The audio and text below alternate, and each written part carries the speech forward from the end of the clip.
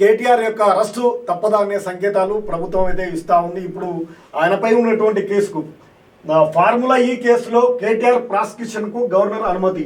ఇక గవర్నర్ ఆయనని క్వశ్చన్ చేయడానికి అనుమతి ఇచ్చినటువంటి కీలక అంశంగా చెప్పొచ్చు. ఇప్పుడు రానున్నటువంటి స్థానిక ఎన్నికల్లో ఇప్పుడు కేసీఆర్ ఫామ్ హౌస్కే పరిమితం కావడం, కేటీఆర్ఏ తమ భుజాలపై బీఆర్ఎస్ పార్టీని నడిపిస్తున్నటువంటి నేపథ్యం. ఇప్పుడు జూబ్లీ హిల్స్ ఎన్నికలు కానీ ఆ తర్వాత వచ్చినటువంటి అంతకంటే ముందు వచ్చినటువంటి ఎన్నికల్లో కూడా పూర్తిగా సర్వము కేటీఆర్ఏ తానే మొత్తము అన్నట్టుగా వ్యవహరిస్తున్నటువంటి ఈ తరుణంలో ఈ స్థానిక ఎన్నికలకు సంబంధించినటువంటి షెడ్యూల్ కూడా వస్తున్నటువంటి తరుణంలో ఈ ఫార్ములా కేసుకు సంబంధించినటువంటి కేటీఆర్పై చర్యలు తీసుకోవడానికి లేదా ఆయనని అనుమతించడానికి ప్రశ్నించడానికి గవర్నర్ ఇచ్చినటువంటి తీర్పు ఇప్పుడు రాష్ట్ర రాజకీయాలనే సంచలనంగా మారిందని చెప్పొచ్చు.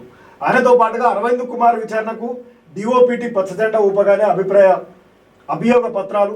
తెలంగాణ ఏర్పడ్డ తర్వాత విచారణ ఎదుర్కొన్న తొలి మాజీ మంత్రి కేటీఆర్. ఇక ఫార్ములా ఈ కేసులో మాజీ మంత్రి